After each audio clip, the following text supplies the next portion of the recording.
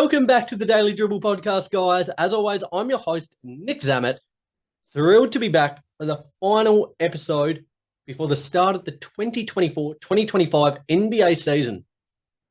Now, it feels like it was never going to come around, but we are just about there. Only a handful of days away now. I'm buzzing to say the least. It's been a big couple of months. I've loved doing all these episodes, speaking, recapping the season that was, previewing the season that's to come, all that great stuff. But nothing compares to actually having NBA basketball back in our lives. It can't come soon enough. It's now just a handful of sleeps away. Bring it on. That being said, there is one still bit of business I want to take care of before the first ball is tipped off, and that is going through and predicting my major award winners. All the big awards, the MVP, the Rookie of the Year, the Sixth Man of the Year, all those awards that we know and love, I'm going to go through today and give my predicted winner, as well as my dark horse. Now, I'm sure there'll be a few contrasting opinions to the selections I've put forth today, but certainly looking forward to hearing your thoughts, as I always do. Before we get into things, though, I just want to give a big shout out to both Stadium Scene and The Cover, both those networks continuing to showcase all of my work here at the Daily Dribble, as well as a whole host of other content creators in and around Australia, New Zealand, the US, and Canada. Guys, I appreciate you sticking with me throughout the course of the off-season. Your support really means a lot. Likewise, to all you guys out there for tuning in and week out.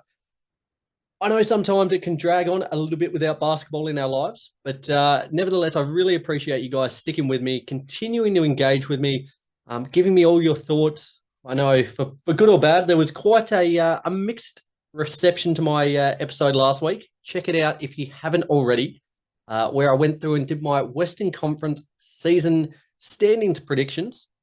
There was quite a lot of backlash about one pick in particular, the Memphis Grizzlies. I loved hearing it, loved the fact that we all don't share the same opinion. It's great when, contrasting opinions collide and, you can have a passionate but somewhat heated debate about it. So I've loved speaking with you guys about it this week. Okay, enough blathering from me. Let's get into things. As I say, going through all the major awards here. I'll start with a winner. Before giving my dark horse, as I say, week in and week out, let me know your thoughts, guys. Hit up all the socials, Instagram, Facebook, YouTube, Twitter, and TikTok. I would love to hear it. All right, let's start firstly with the Rookie of the Year. I've gone with Zach Giddey from the Memphis Grizzlies as my predicted winner for this one.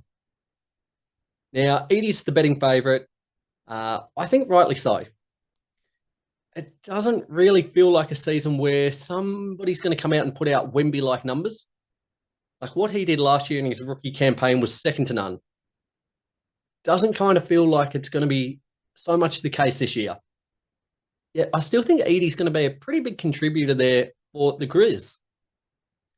Now, at 7'4", he's going to be a mismatch in the paint for pretty much anyone. I think he's going to excel at scoring in the paint, rebounding, and providing really high-level rim protection alongside Jaren Jackson Jr. there. Given all indications that he'll be starting, he should log some pretty decent minutes. And that's going to enable him to put up stats and have a bit of a leg up over a lot of the other rookies in this class.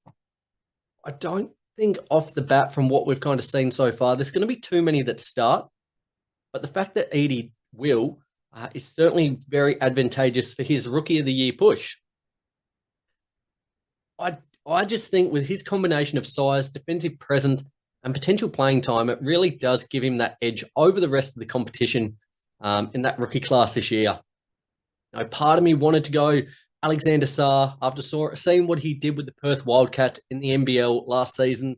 Part of me also thought Zachary Ricochet, the number one pick for the Atlanta Hawks, was worth a shout. But at the end of the day, I think Edey's going to get there. My dark horse for the Rookie of the Year goes to Rob Dillingham from the Minnesota Timberwolves. Now, I think Dillingham's shown enough in preseason to be optimistic about. Knowing what the Wolves are capable of, they've kind of proved to themselves that they're a formidable team within the West. I think knowing that now, they're going to be pretty conscious to try and rest players like, Mike Conley in particular, going into the playoffs. They'll kind of be quite sparing with him across the regular season. I think as that backup point guard there, Dillingham, is going to give him plenty of quality minutes as well. Now, I spoke about Edey, the advantage for him being a starter. I think Dillingham will get quite a few starts possibly in the back end of the season where he could mount a bit of a late push for Rookie of the Year. He's a really dynamic scorer. He can create his own shot well. Yet his ability to play make at a high level with his court vision, I think he's someone that is probably worth a bit of a flyer. He has a very flashy style of play, and I think that's going to keep him front of mind in voters' eyes. He's certainly one, as I mentioned, that I would look for in the back end of the season to make a real strong push for Rookie of the Year. So there you have it. Rob Dillingham, my dark horse pick. Into DPOY, the Defensive Player of the Year, my predicted winner, to the surprise of probably no one, is Victor Wembanyama. Now, this for me was certainly one of the easier picks.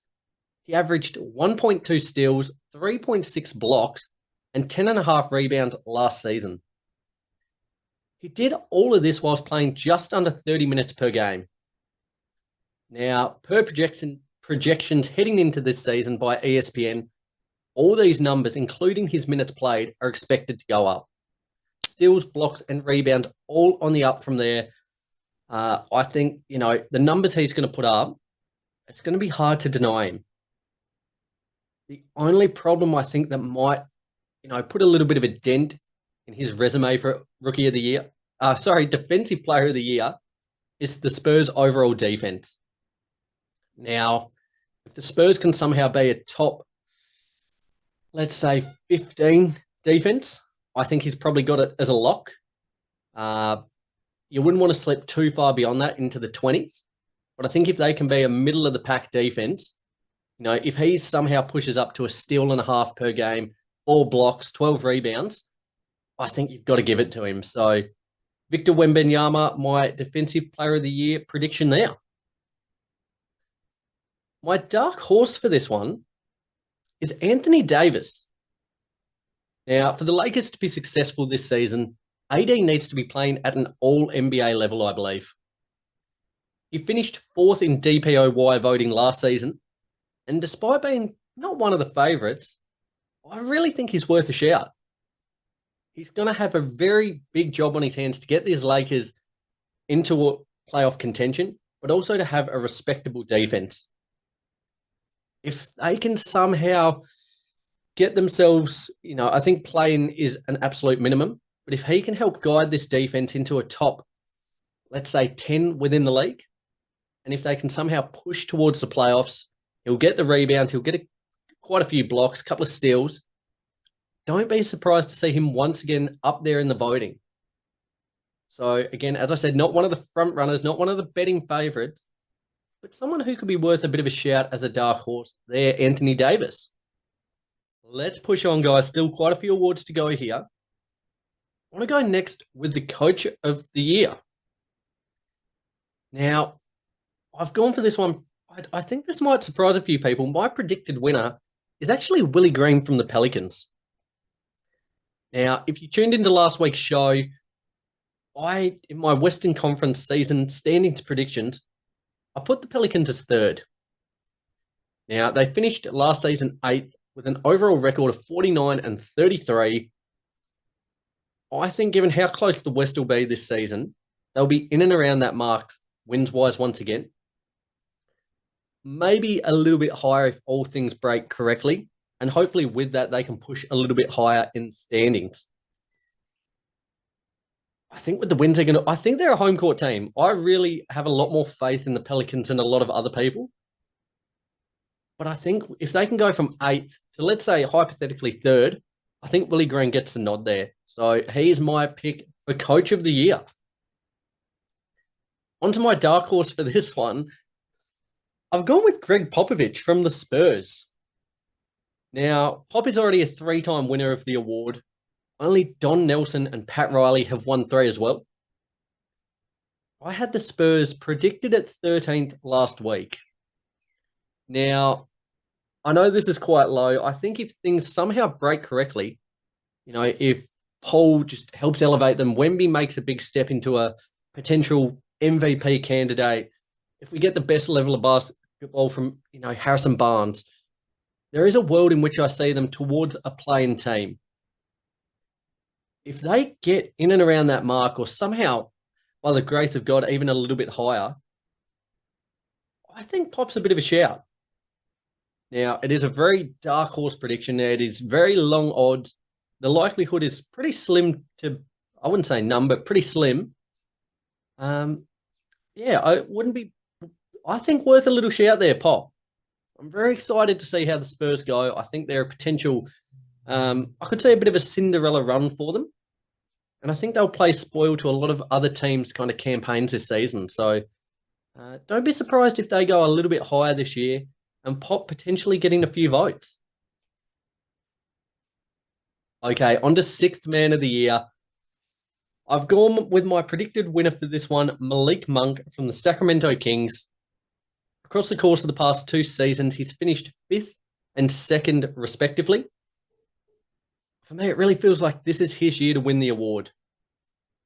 Across last season, he averaged 15 points, 3 rebounds, 5 assists, whilst playing 26 minutes per night. With how offensive-minded the Kings will be this season, he's going to get plenty of opportunities to put up numbers like this, and even potentially more so. I really think this is his year. This will be the first time he clinches the Sixth Man of the Year award. He certainly deserves it, and it's such a benefit for the Kings to have a spark plug like Malik Monk who can come on and just absolutely shoot the lights out. Watch out for him this year. It's going to be a fun year in Sacramento, I think. My dark horse for this one is Russell Westbrook from the Denver Nuggets. Now, paying pretty long odds this one. He played 68 games last season for the LA Clippers. He started just 11 of them. He is at the point in his career, he's officially a sixth man now. I think his days as a starter are probably over, which is fine. I think he's transitioning gracefully in that role. My goodness, what a shocker there. Transitioning gracefully into that role. This is a Nuggets team that lacks depth, and in particular lacks bench depth and experience. Russ is the perfect guy to lead them. Now, he finished 7th last season in sixth man voting. He averaged 11 points, 5 rebounds, and 4.5 assists across 22.5 minutes per game for the Clippers. I think all these numbers will go up. I think he's going to control that whole second unit. I reckon he'll be around the 25 minutes per game mark. And I wouldn't be surprised to see him pushing 12, 13 points, 6 rebounds, 5 assists or so. They're pretty tidy numbers. And if the Nuggets are a top couple of seed, I think Russ is a guy that will poll quite well in the sixth man voting. So give him a little sniff there, Russell Westbrook. My most improved player. Now, my predicted winner for this one is a fellow Aussie native by the name of Josh Giddey. I think a change of scenery is going to be perfect for Giddey. He is fresh off a stellar campaign there with the Aussie Boomers at the World Cup, at the Olympics, should I say. I really think he's going to flourish in Chicago. He had a down year last year with OKC, 12 points, 6.5 rebounds, 5 assists. With increased minutes and opportunity in the Windy City this season, I think these numbers will shoot back up in a big way. It's certainly not unrealistic at all that he'll put up, 17, 7, and 7. That would not shock me at all. And I'm certainly rooting for him to kind of have a career resurgence. I know what he's capable of. Like, even prior to the NBA, his time in the NBL, he's a floor general. His scoring's improved. His playmaking and court vision is up there with the best of the best in the NBA. I really think a change of scenery is going to bode really well for him there. So, yeah, my predicted winner for this one, Josh Giddey. My dark horse for the most improved player is Brandon Pazensky. Now, I think he's probably the biggest beneficiary of Klay Thompson leaving. He predominantly came off the bench last season in his rookie campaign, averaging 9 points, 6 rebounds, and nearly 4 assists on 38.5% from three. Now, granted, he only took 3 attempts from three per game last season. Reports are the Warriors want him to bump this up drastically, pretty well tripling that volume there. And with that is going to come increased averages in points quite dramatically, you would think. Now, in this Warriors team, Steph is the clear, unequivocal, he's the number one. He's the superstar. There's no really defined number 2 on this squad. No Wiggins, Kuminga, Green. No one's got a real clear stake on it yet. You'd probably lean towards Kuminga. Could Podziemski potentially be the guy to step up and fill that void? I don't know. But regardless, he should be set for a big sophomore campaign, I believe. And yeah, I wouldn't be surprised to see these numbers, especially in the points, nearly double. As I said, big hole to fill there from Clay. He's going to get really increased opportunity. And as I said, the amount of threes they want him to put up, he's going to drain them at a fair old clip as well. So yeah, big season for Podziemski coming up. Okay, on to the MVP award. My predicted winner is Luka Dončić. Now, he's been my favorite across probably the last 3 or 4 seasons. I really feel as if this is the one he's going to win. 34 points, 9 rebounds, and 10 assists last season. Very, very stiff to only finish 3rd in the voting. Now, they are my predicted number 1 seed this year. I think if he puts up numbers similar to what he did across last campaign, and if the Mavs can be in that top 1 or 2 seeds, I think this is finally the year that Luka gets that elusive MVP award. He certainly deserves it. He's certainly been knocking on the door. One of the premier players in the league across the last 4 or 5 seasons. I feel this is the one he finally gets it. And guess what? I'll probably have him as my pick next year as well. My dark horse pick for the MVP is Steph Curry. Now, he's going to have a mountain of work on his shoulders there in the Bay Area. I spoke about the Warriors not having a clear, defined number 2 option. He's the number 1 guy. No worries whatsoever. He's going to have to be at his brilliant best across 82 games to get the Warriors into that playoff mix, I believe. Last season averaged 26.5 points, 4.5 rebounds, and 5 assists, whilst going at nearly 41% from 3. The year prior, he was sitting at nearly 30 points per game.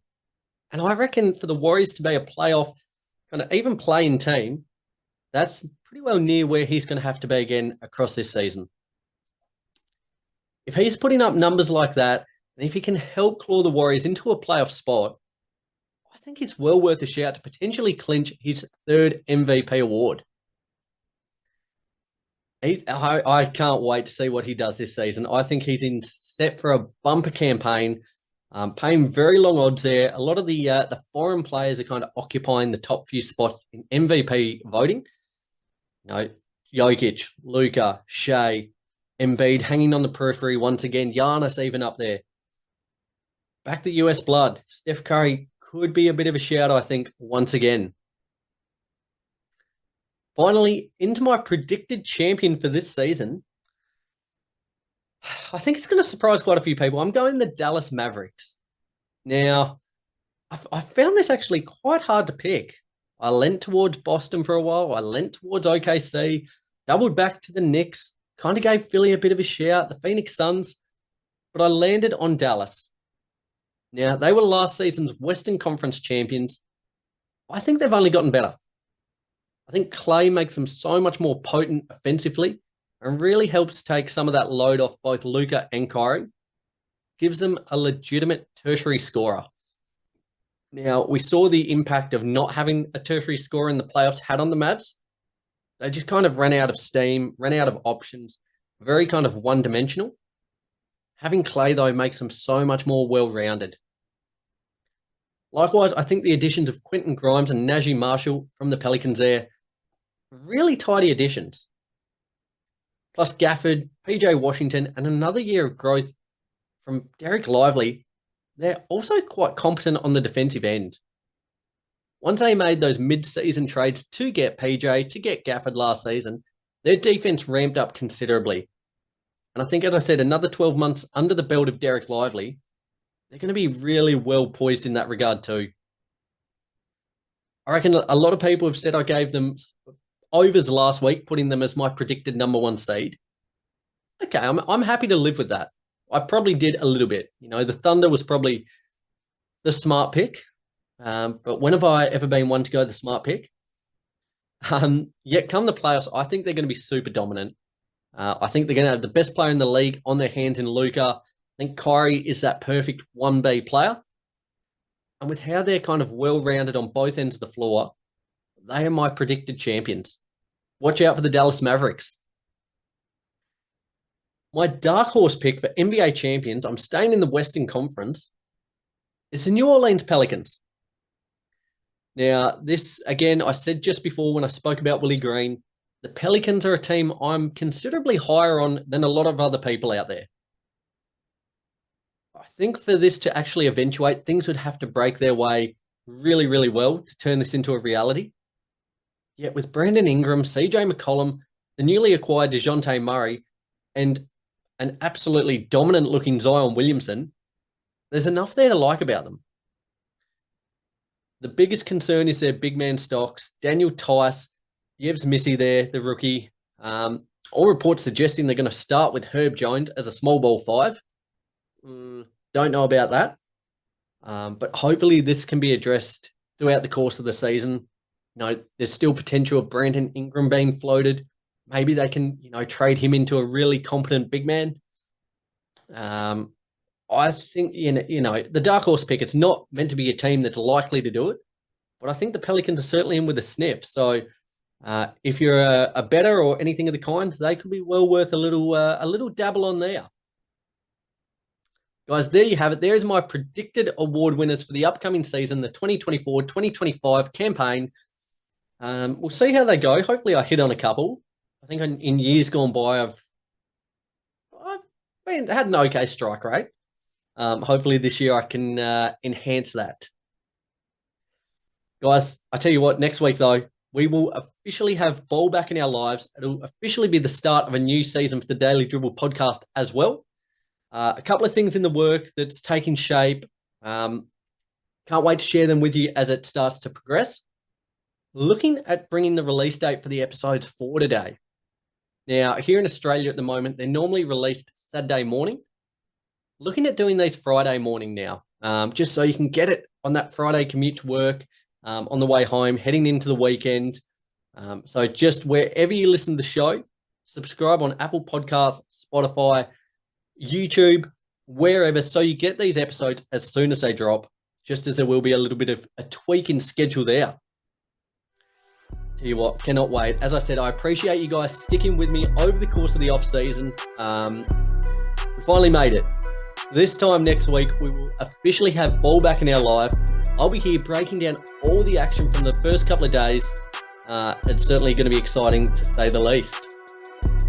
Till next week, though, guys, enjoy the week. Enjoy the last couple of days without basketball, because once it begins, it is going to be at breakneck pace, as we've come to know and love with the NBA. But till then, remember, be good or be good at it.